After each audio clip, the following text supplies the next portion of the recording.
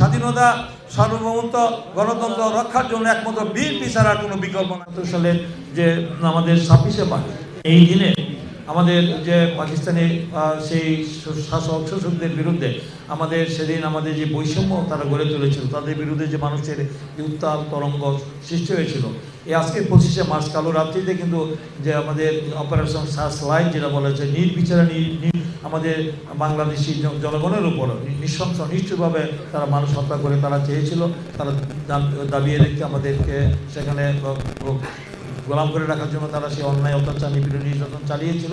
সেদিন কিন্তু এই দিশাহারা জাতিকে নেতৃত্ব দেওয়ার মতো কেউ ছিল না, আমরা কিন্তু কাউকে দেখিনি।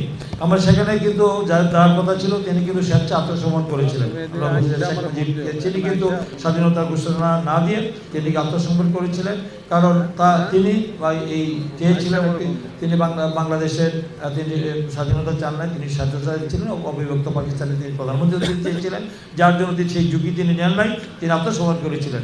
আর যে মেজর জিয়াকে আমরা চিনতাম না, তিনি তখন তিনি চিরঙ্গে তিনি দায়িত্বে ছিলেন, তিনি সেদিন আমাদের সেই যখন নির্বিচারে হত্যাযজ্ঞ চলছিল তিনি সেদিন কিন্তু আমাদের বলছিলেন উই রিভোল্ট, এই কথা বলে কিন্তু জান জুয়ারকে পাক হানাদার বাহিনীর সেই অফিসারকে সে গুলি করে হত্যা করে সেই তাদেরকে গ্রেপ্তার করে তিনি কিন্তু সেদিন কালুয়াঘাট বেতারকেন্দ্র থেকে স্বাধীনতা ঘোষণা দিয়েছিলেন। মেজর জিয়া বলছি স্বাধীনতা ঘোষণা দিয়েছিলেন, ইতিহারে সেই তার স্বাধীনতার ঘোষণার তরঙ্গ ভেসে হয়েছিল। দিশাহারা জাতিকে তিনি সেদিন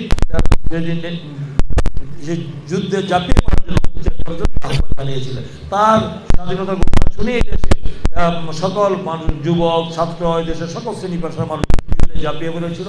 সেই যুদ্ধের তিনি ঘোষণা দিয়ে ক্ষান্ত থাকেননি, তিনি কিন্তু নিজে অস্ত্র হাতে তুলে নিয়ে তিনি জেড ফোর্স গঠন করেছেন এবং তিনি আমাদের মুক্তিযুদ্ধকে সংগঠিত করেছেন এবং জেড ফোর্স গঠন করে তিনি সেক্টর কমান্ডার হয়েছেন এবং তিনি যুদ্ধ করে বাংলাদেশের মাটিতে থেকে তিনি যুদ্ধ করেছেন। যুদ্ধ করে তিনি সে দীর্ঘ 9 মাস তথ্য যুদ্ধ করে তিনি দেশকে এবং আমাদের জনগণের কল্যাণে কাজ করবো। কারণ আমি মনে করি যে বিএনপি কি জনগণের দল। শহীদ জিয়া রাষ্ট্রপতি জিয়া রহমানের যেভাবে দলকে গঠন করেছিলেন, যে মানুষের যে কল্যাণে কাজ করেছিলেন, আমরা যদি আমাদের নেতা যদি পথ অনুসরণ করি, ইনশাল্লাহ আগামী দিনে বাংলাদেশের মানুষের কল্যাণে মঙ্গলে কাজ করলে এই দেশে বিএনপি অনন্তকাল মানুষের সেবা করে যেতে পারবে।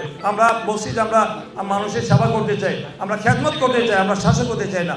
কিন্তু আজকে স্বাধীনতা সার্বভৌমত্ব গণতন্ত্র রক্ষার জন্য একমাত্র বিএনপি ছাড়া কোনো বিকল্প নাই। তাই বিএনপির পক্ষে এই দেশের জনগণ থাকবে, জনগণকে আমরা সাথে নিয়ে আমরা ঐক্যবদ্ধভাবে আমরা জনগণের উন্নয়নের জন্য কাজ করব।